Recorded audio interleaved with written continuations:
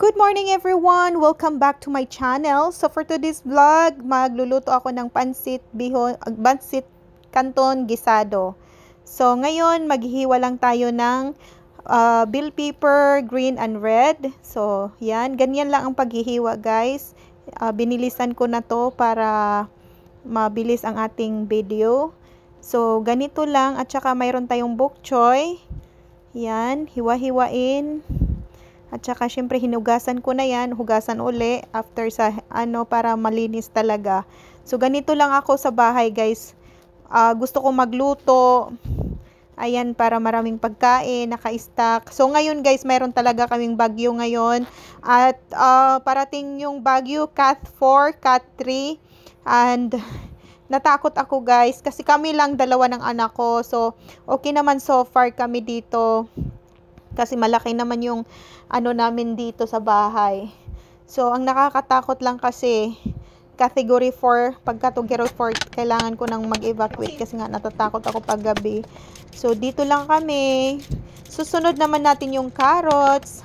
May celery tayo nilagay. Ayan. So, napaka, guys, masarap yung niluluto ko ngayon. So, ganito lang ako kabilis maghiwa. So, ganyan siya. So, masarap yan guys kasi nilalagyan ko siya ng pork belly. Yung pork belly natin ang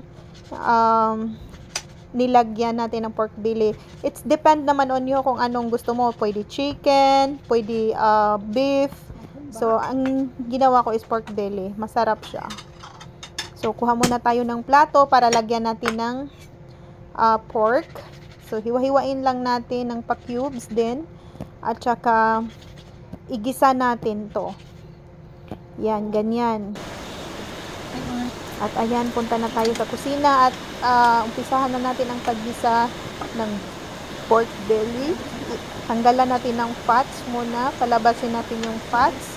At saka yan na. Siyempre, sasayaw muna tayo, exercise. Kasi ayan, malaki na yung tiyan ko. At mayroon akong mango dito, avocado. Habang kumakain ako guys, nagluluto, mayroon akong kinakain na guava. Ayan, umpisahan na natin ng luto ang ating pansit gisado. At napaka-yummy guys. Nasa short video ang aking mga niluto. Thank you for watching.